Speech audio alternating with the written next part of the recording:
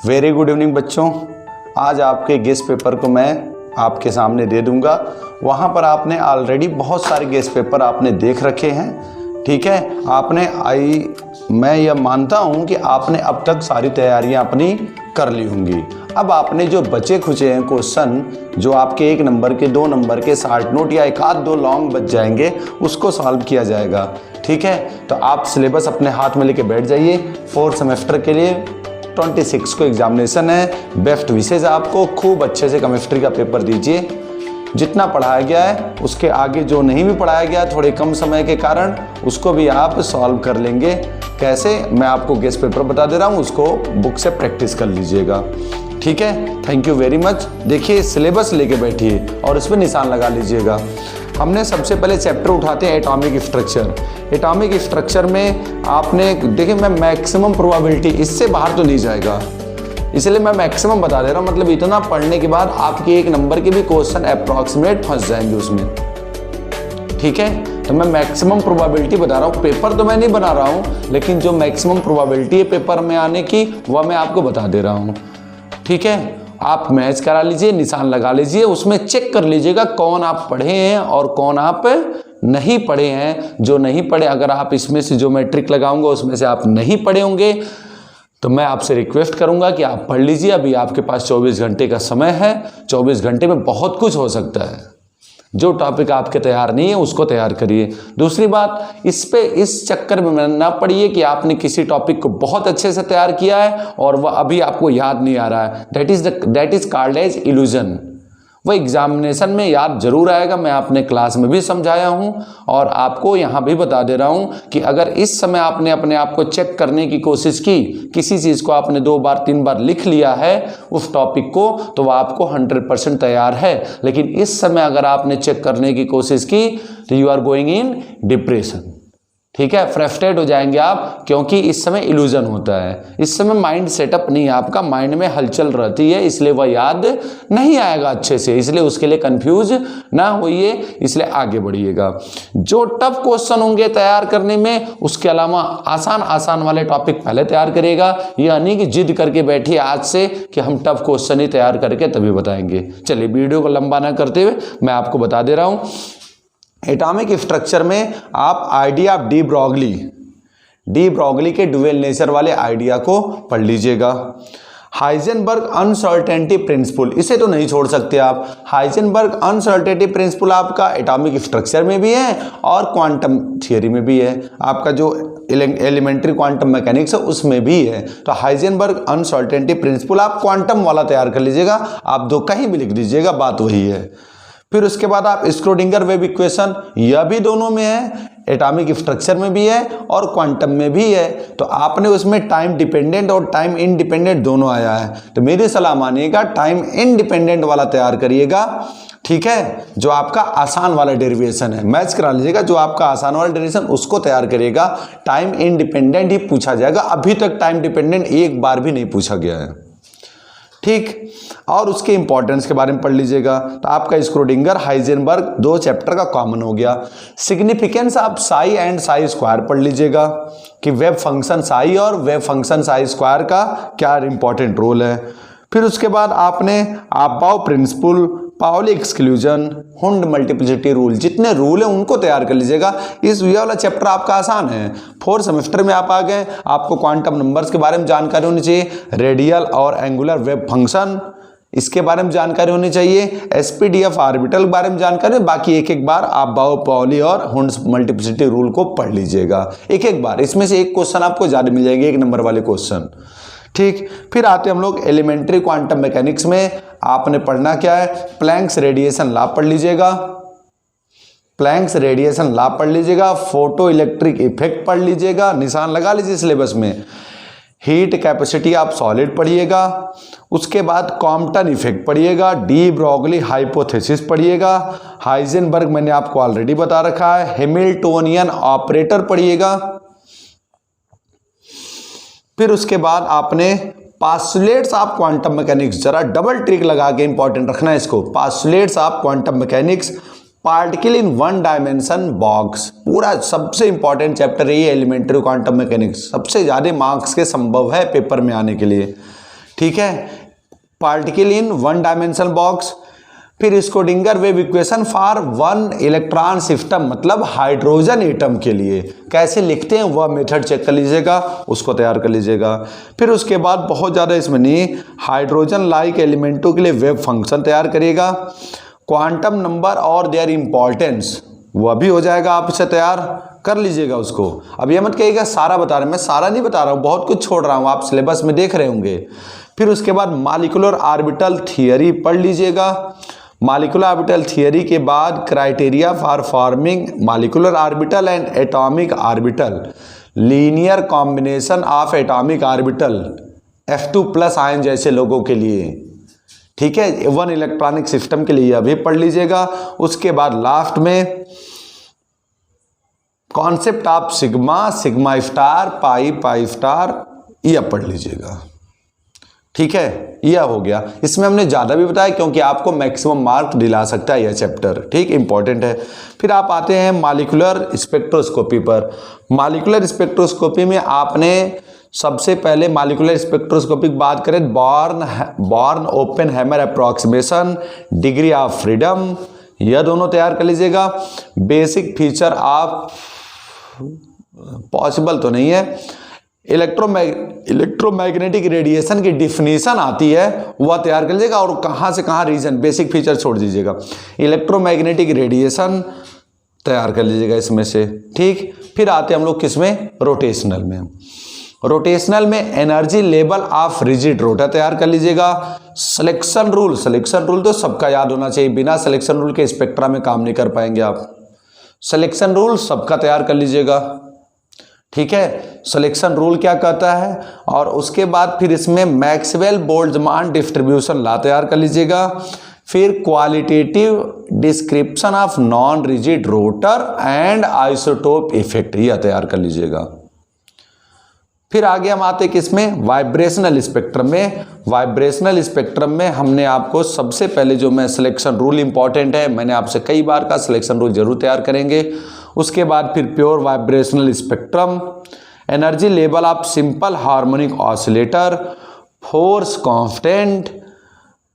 Constant और bond energies का relation, और उसके बाद idea of vibrational frequencies of different functional group, idea of vibrational frequencies of different functional group, छोटे छोटे फंक्शनल ग्रुप होंगे, उनके लिए वाइब्रेशनल फ्रीक्वेंसी के आइडिया बताएंगे, कब फ्रीक्वेंसी बढ़ती है, कब फ्रीक्वेंसी घटती है, यह हमने आपको करा रखा है क्लास में, ठीक है। और जहां भी आप किए होंगे क्लास वहां पर कराया गया होगा, उससे 1 नंबर 2 नंबर के क्वेश्चन आ जाएंगे।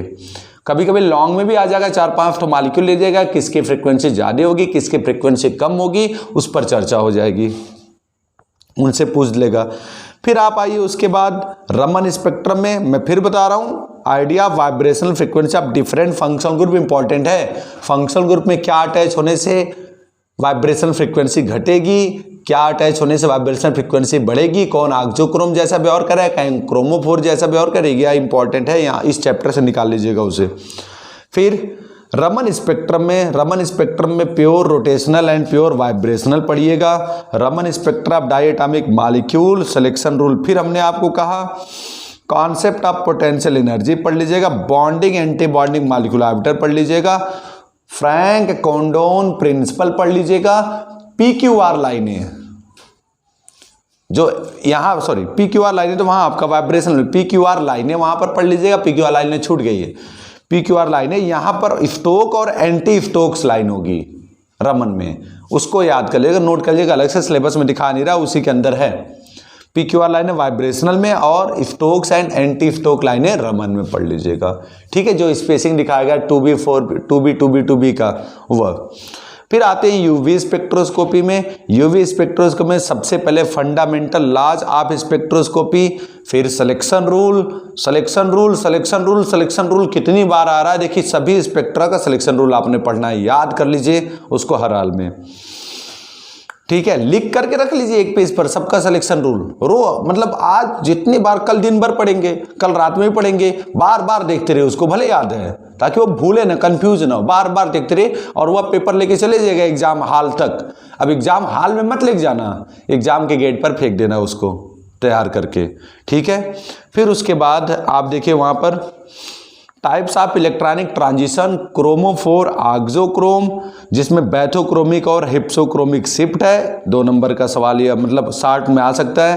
फिर application of Woodward Fisher rule for lambda max calculation, lambda max calculation जो आसान वाला है ना वह तैयार करिएगा। दूसरा उसमें और भी है एक्सटेंडेड कंजुगेटेड सिस्टम, वह मत तैयार करेगा। जो लैम्डा मैक्स दूसरा वाला है वह ज़्यादा कठिन है, जो आसान वाला लैम्डा मैक्स कैलकुलेशन है वो उसको तैयार कर लीजिएगा।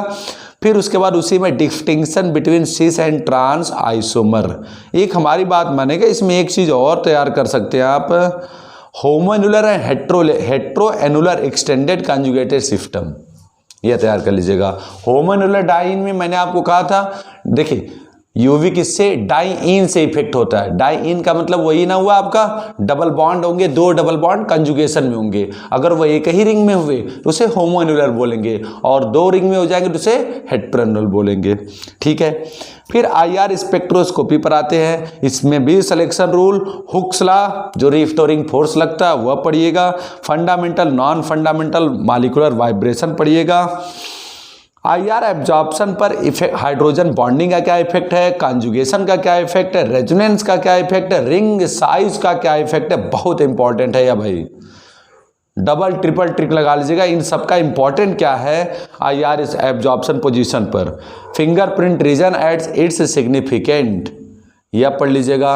और IR spectra of simple organic कंपाउंडों के बारे में पढ़ लीजिएगा। अब आते हैं सबसे important spectroscopy, NMR. H1 NMR आपने पढ़ना है, जिसे PMR के नाम से भी जाना जाता है। याद रखिएगा, PMR से पूछेगा तो कंफ्यूज मत होना, प्रोटॉन मैग्नेटिक रेजोनेंस है, तो चाहे H1 लिखे चाहे P लिखे।